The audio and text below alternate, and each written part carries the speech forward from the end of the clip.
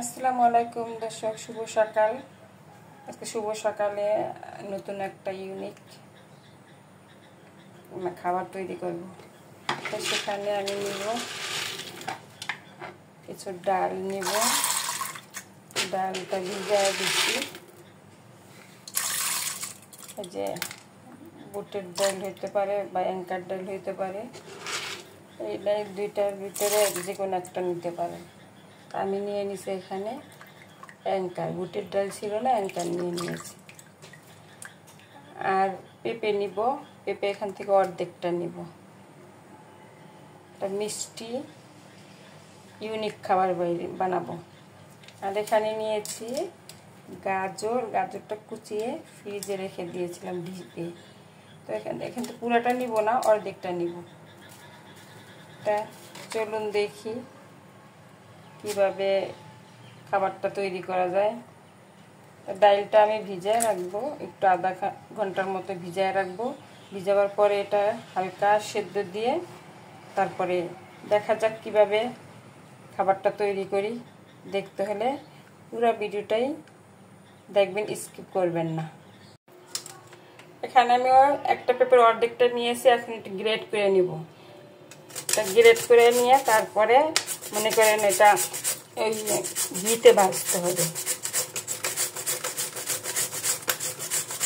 পেঁপে দিয়ে তো মনে করেন অনেক সবজিও খাওয়া যায়। আর পেঁপে তো ভালো একটা সবজি, পাকলে হয় ফল, কাঁচা থাকলে হয় এটা সবজি। তাই আমরা অনেক বাচ্চারা খেতে চায় না অবশ্য। তা বিভিন্ন ধরনের যদি মিষ্টি খাবার, তারপরে অন্য অন্য খাবার বানায় দেওয়া যায় বাচ্চাদের, তাহলে তো অবশ্যই খাবে। রান্না পেঁপেটা বাচ্চারা খেতে চায় না, তাই আমি একটু ইউনিক একটা ডিজাইনের খাবার বানাচ্ছি।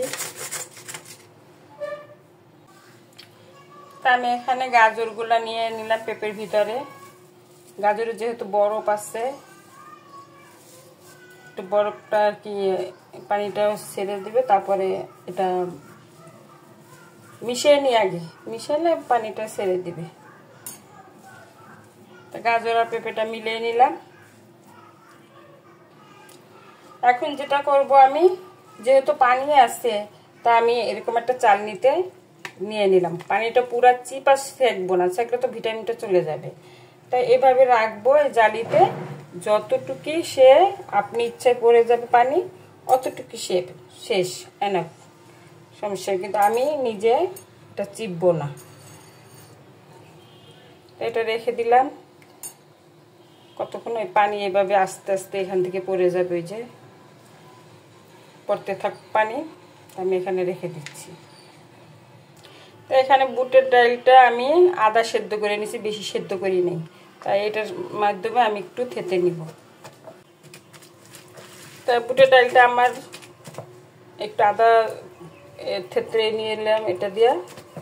তো এটা থাক। এটা যেহেতু চিনি দেওয়ার পরে, চিনিতে যখন ভাজবো তখন এটা এমনিতেই গলে যাবে। তো এটা পর্যন্ত থাক। তো এখানে আমি আগে দিব একটু সয়াবিন তেল।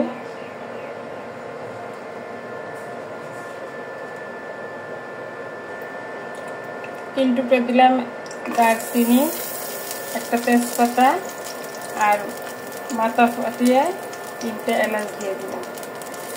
যেহেতু মিষ্টিতে একটু ঘ্রাণ আসলে মশলা, তখন মজা লাগাবে বেশি। তা আমি এই মুহূর্তে গাজর আর পেঁপেটা দিয়ে দিচ্ছি। এটা একটু ভাজবো।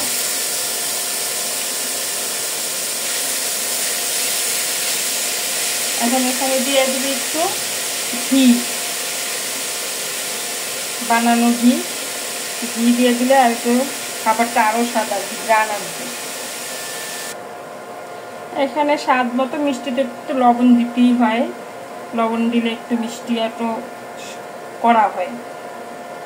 হালকা পাতলা একটু মিষ্টিতে লবণ দিয়ে দিলে সেই মিষ্টিটা আরও বেশি স্বাদ লাগে। আমি যে কোনো খাবার মিষ্টি বানাই অবশ্যই একটু লবণ দেওয়ার চেষ্টা করি। লবণটা দিলে কি হয়, মিষ্টিটা কড়া লাগে। অনেক খাবার একটু কড়া মিষ্টি না হলে কিন্তু মজা লাগে। আর অনেক খাবার আছে হালকা মিষ্টি, ওটার স্বাদ আলাদা, আর কড়া মিষ্টির স্বাদ আলাদা। তো এখানে আমার পেঁপেটা আর গাজরটা তো ভাজা হয়ে গেছে, সেদ্ধ হয়ে গেছে। আর যতটুকু সেদ্ধ হয়ে যাবে, এখানে যেহেতু ডাল দিব, চিনি দিব, তো আমি ডালটা যে আধা ভাঙা করে রাখছিলাম ওইটা দিয়ে দিলাম।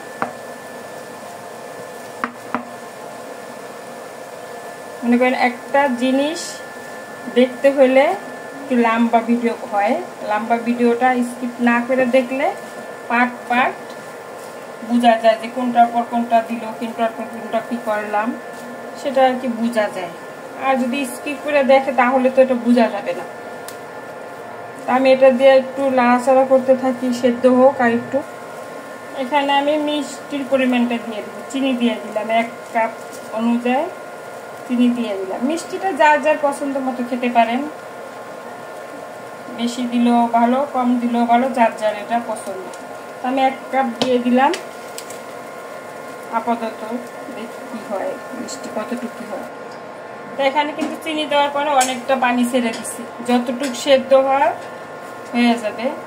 এখন এটা ভাজতে হবে, ভাজা পানিটা শুকায় ফেলবো। এখানে দিয়ে দিলাম পেস্তা বাদাম আছে, পেস্তা বাদাম ভাজা, এই যে একটু গুঁড়া করে দিলাম। আর এখানে দিয়ে দিলাম কাঠবাদাম, কুচি কুচি করে রেখে দিছি, এটা দিয়ে দিলাম। এখন কিন্তু আমার এটা সব ক্লিয়ার ভাজা শেষ। এখন তেজপাতাগুলো উঠা ফেলা, তেজপাতা কাছে চলে গেছে, আর দরকার নাই কার। গরম মশলাও উঠে ফেললাম।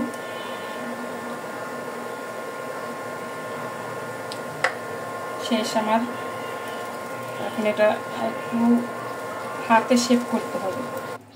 তো এখানে আমার হয়ে গেছে। এখন হাতে একটু ঘি লাগিয়ে নিব। ঘি দিলে তো ঘ্রাণ আসে, বা আপনারা চাইলে ইচ্ছে করলে তেলও লাগাই দিতে পারেন, সয়াবিন তেল।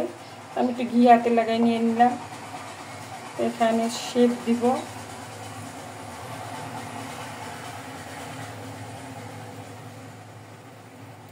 শেপ দিয়ে নিলাম। আর এই যে তিল, সাদা তিল ভেজে নিয়ে আসছিলাম, ভেজে নিলে কি একটু চাবানে যদি দাঁতের নিচে পড়ে তাহলে একটু ঘ্রাণ আসে, এর জন্য সাদা তিল নিয়ে নিচ্ছি। তাই আমি এটার ভিতরে কোট করবো একটু।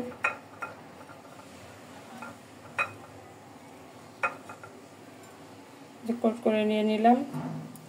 এভাবে একে একে করে সবগুলো আমি বানিয়ে নিচ্ছি।